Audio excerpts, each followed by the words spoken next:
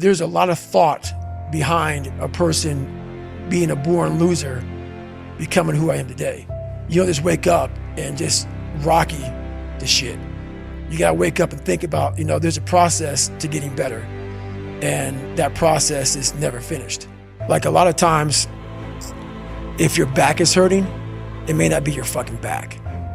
It may be something else in your body that's making your back hurt. For me, I'm like, man, why can't I get past this fucking hurdle? So like I said, I'm always examining myself every day. What is it? What is it? Well, there's only one thing you haven't examined yet, and it's going back to the beast, going back to the demon. All the fucking times that I was like, I'm not going back. And I went back. I'm not going back, and I went back. I'm not going back, and I went back.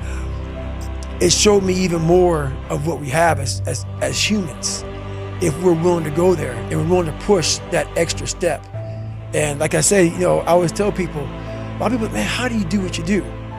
At the end of the day, I ask myself one question: can I take one more step? And usually the answer is yes. So if you can answer that question and not take another step, that is real failure. That is real quitting. So a lot of people can take one more step, but they choose not to. I don't know if you can take two steps. You got to answer that question after you take the first step. But I can always take one more step, so if I choose not to, that's on me. And I got to live with that. I had just climbed a mental wall that was amazing. And I didn't want anybody to take that pain away from me at that point, because that was all confirmation. So for me, this was the new level. You don't need a lot of things. Sometimes the only thing that kept me with that one step forward was one thing. Let's not quit yet, Goggins. Let's fucking think about your options. Where are you going to end up if you quit this shit? Where are you going to go? And when I got done with that race, it's the worst pain I can't even describe the pain of that last 30 miles to anybody. It's very hard. So when it ended and I'm laying there in the worst pain of my entire life, I'm shaking, I'm jacked up, and all I could think about was, I can't believe what I just done.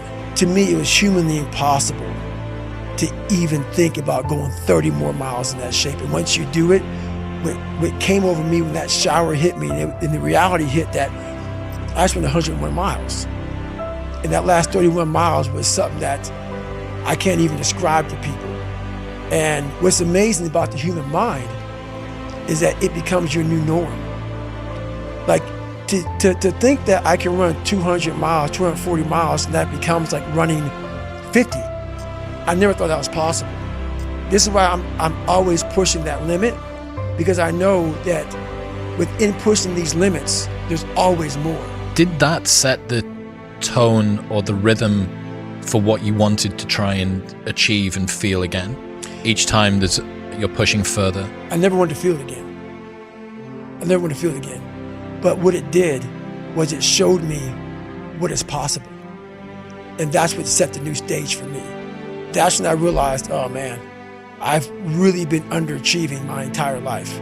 But it taught me what is possible. It taught me like, okay, I got it, check. I'm about action, and action means less talking and more doing. So that's where I've been. It only takes 1 second for you to lose the whole thing. So the 1 second decision is just that. You're in a situation where life is sucking.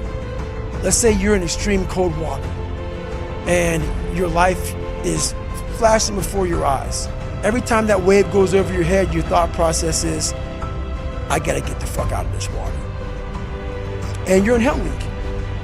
And you're hour 1 of 130 fucking hours. It's cold, I can't be cold this long. And then this is where that 1 second decision comes in.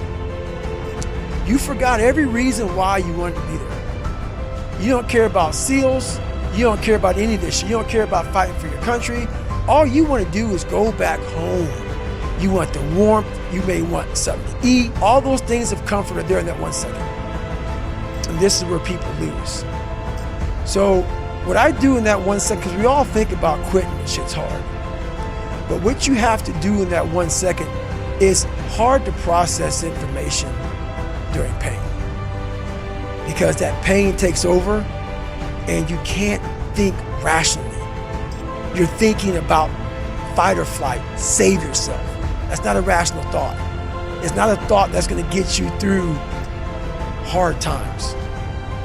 Most people fail that 1 second. So what happens, what I do, I start thinking logically. I calm my brain down because your brain just wants to get the fuck out. It's about gaining control of your mind, putting things back in the proper perspective, and then saying, I really do want to be here. And I'm going to have a bunch of these 1 seconds, and I have to learn to control these, because if I fail one of these 1 seconds, I will not be a SEAL. I will not be a doctor. I will not be a lawyer. I will not be whatever the fuck it is. So that's how important that 1 second decision is. It's all about your mind takes control of you. You have to say, fuck you, I run this motherfucker. And that's what that's all about. There's no other way to make it out here. I mean, you can't just always be, head down in the sand. You got to learn to pick yourself up on your own. A lot of times these fights and these battles, you got to be your own fucking coach. You got to be your own motivator.